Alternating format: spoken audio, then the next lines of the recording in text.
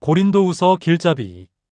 연약함 속의 능력, 화해의 복음, 고린도후서에 대한 개혁신학적 심층 분석. 서론, 질그릇 속에 담긴 영원한 보배. 성경 66권을 펼쳐보면 고린도후서만큼 사도 바울의 뜨거운 심장이 그대로 드러나는 책도 드뭅니다.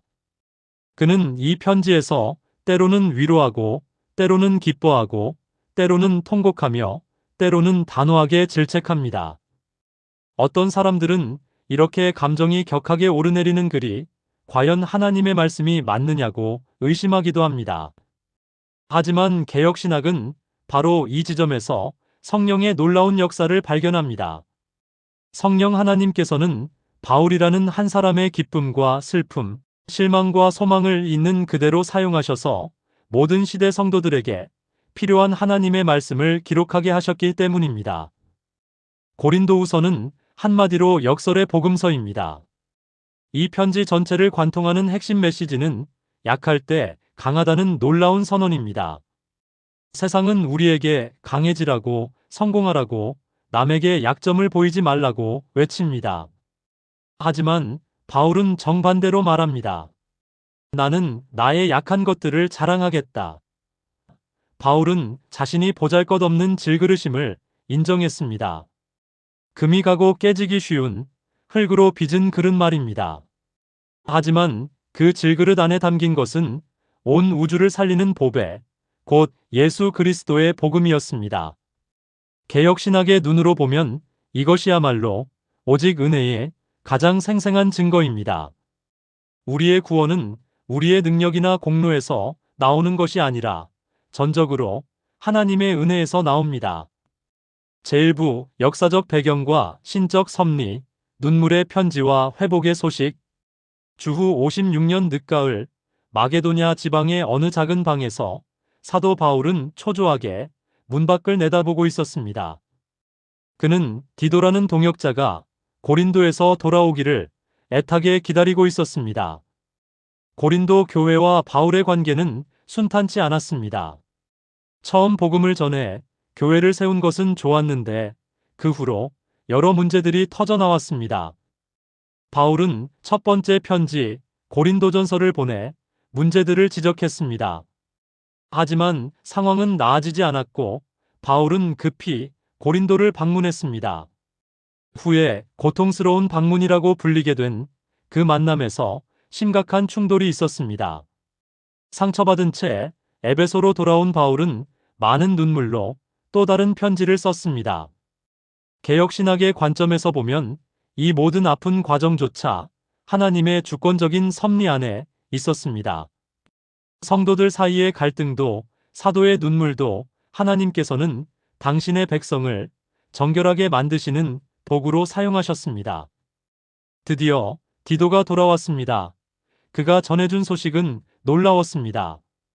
바울의 엄한 편지가 고린도 교인들의 마음을 찔렀고 그들이 진정으로 회개했다는 것입니다.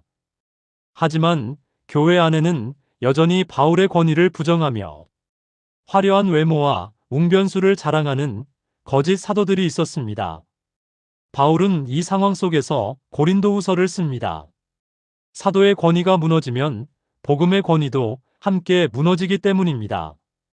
제2부 문학적 구조와 통합성의 신비, 성령의 유기적 조화. 고린도후서를 처음 읽는 사람들은 종종 혼란스러워합니다. 편지의 분위기가 자꾸 바뀌기 때문입니다. 1장부터 7장까지는 화해의 기쁨과 위로의 메시지가 흐릅니다. 그런데 8장과 9장에 이르면 갑자기 예루살렘 성도들을 위한 연보 이야기가 나옵니다. 그리고 10장부터 13장까지는 또 분위기가 완전히 바뀌어 거짓 사도들을 향한 날카롭고 가혹한 질책이 쏟아집니다. 이런 급격한 어조의 변화 때문에 일부 성경학자들은 이것이 원래 여러 편지였던 것을 나중에 편집해서 한 권으로 만든 것이라고 주장합니다. 하지만 개혁주의 성경과는 이러한 주장을 받아들이지 않습니다. 우리는 성경이 단순히 사람의 손으로만 만들어진 문서가 아니라 성령 하나님의 감동으로 기록된 하나님의 말씀임을 믿기 때문입니다.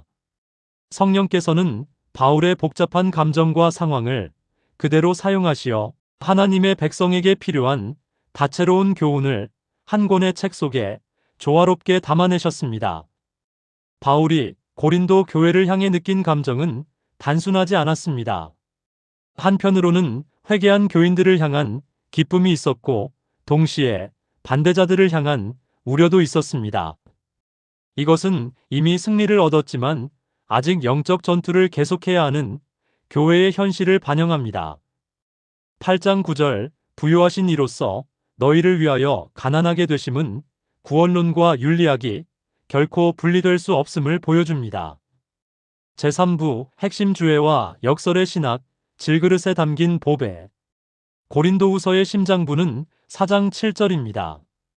우리가 이 보배를 질그릇에 가졌으니 이는 심히 큰 능력은 하나님께 있고 우리에게 있지 아니함을 알게 하려 함이라. 이 한 절이 개역신학의 핵심을 완벽하게 담아냅니다. 바울은 자신을 질그릇이라고 표현했습니다. 당시 질그릇은 가장 흔하고 저렴한 용기였습니다. 깨지기 쉽고 모양도 별로 예쁘지 않았습니다. 이것은 개역주의 신학이 말하는 인간의 전적 부패를 고백한 것입니다. 우리는 본질적으로 연약하고 부족한 존재입니다. 하지만 놀라운 것은 그 보잘것없는 질그릇 안에 담긴 보배입니다. 그것은 바로 예수 그리스도의 복음, 하나님의 영광에 대한 지식입니다. 여기에 복음의 역설이 있습니다. 세상은 그릇의 화려함을 보지만 하나님은 그릇에 깨어진 틈 사이로 새어나오는 당신의 빛을 보십니다. 5장 17절 그리스도 안에 있으면 새로운 피조물이라는 개역주의 구원론의 핵심입니다. 그리스도 안에 있다는 것은 성령님께서 우리의 존재 자체를 근본적으로 재창조하신다는 뜻입니다. 옛 사람은 십자가에서 이미 죽었고 새 사람이 부활과 함께 시작되었습니다.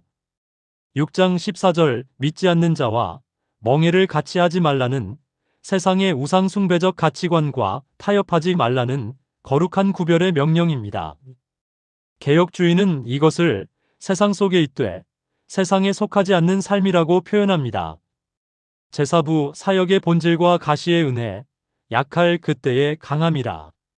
고린도후서 12장은 바울이 가장 개인적이고 아픈 부분을 드러내는 장입니다. 그는 여기서 육체의 가시에 대해 이야기합니다. 이것이 정확히 무엇이었는지는 오늘날까지도 논쟁거리입니다. 하지만 바울은 구체적으로 밝히지 않았습니다.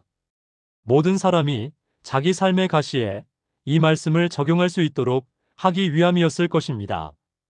중요한 것은 바울이 이 가시 때문에 얼마나 고통스러워했는지입니다. 그는 이것을 사탄의 사자라고 표현했고 주님께 3번이나 제거해달라고 부르짖었습니다. 그런데 주님의 대답은 바울이 기대한 것과 전혀 달랐습니다. 내 은혜가 내게 족하도다. 이는 내 능력이 약한 데서 온전하여짐이라. 주님은 가시를 빼주지 않으시고 그것을 견딜 넉넉한 은혜를 주시겠다고 약속하셨습니다. 더욱 놀라운 것은 바울의 반응입니다. 그는 도리어 크게 기뻐함으로 나의 여러 약한 것들에 대하여 자랑하리니라고 고백했습니다. 그 가시가 자신을 교만하지 않게 하고 오직 하나님의 능력만을 의지하게 하는 은총의 도구임을 깨달았기 때문입니다. 거짓 사도들은 초자연적인 환상과 기적을 권위의 근거로 내세웠지만 바울은 고난의 흔적과 약함을 권위의 증거로 제시했습니다.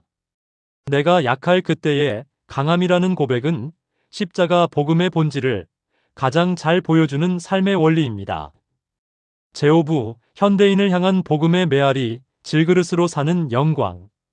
본문 고린도후서 4장 7절, 12장 9, 10절.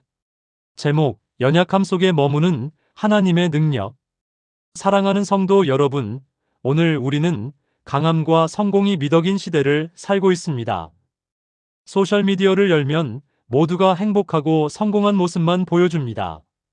완벽한 가정, 성공한 사업, 건강한 몸으로 가득합니다. 그 속에서 우리는 자신의 약점과 실패를 감추려고 애씁니다. 그런데 오늘 사도 바울은 우리를 향해 충격적인 고백을 던집니다. 나는 나의 약한 것들을 자랑하겠다. 세상에 이런 자랑이 어디 있습니까? 바울은 자신을 질그릇이라고 표현했습니다. 금방이라도 금이 가고 깨어질 것 같은 흙으로 빚은 연약한 그릇입니다. 하지만 그 질그릇이 영광스러운 이유는 그릇 자체가 아니라 그 안에 담긴 보배 때문입니다. 복음은 우리가 얼마나 강한 그릇인가를 증명하는 종교가 아닙니다. 우리 안에 계신 예수 그리스도가 얼마나 위대한 보배인가를 드러내는 은혜의 역사입니다. 여러분의 삶에 금이 가 있습니까? 마음이 깨어져 있습니까? 낙심하지 마십시오. 오히려 그 깨어진 틈 사이로 주님의 보배로운 빛이 더 환하게 비칠 것입니다. 여러분이 가장 약해져 있을 그때, 오직 주님만 바라볼 그때, 하나님의 능력은 비로소 온전히 나타납니다. 이제 당당하게 여러분의 연약함을 주님 앞에 내어놓으십시오. 화려한 가면을 벗고 십자가 아래 거하십시오. 우리는 비록 무명한 자 같으나 주님 안에서 유명한 자요. 아무것도 없는 자 같으나 모든 것을 가진 자입니다. 주님의 이름으로 축원합니다. 아멘.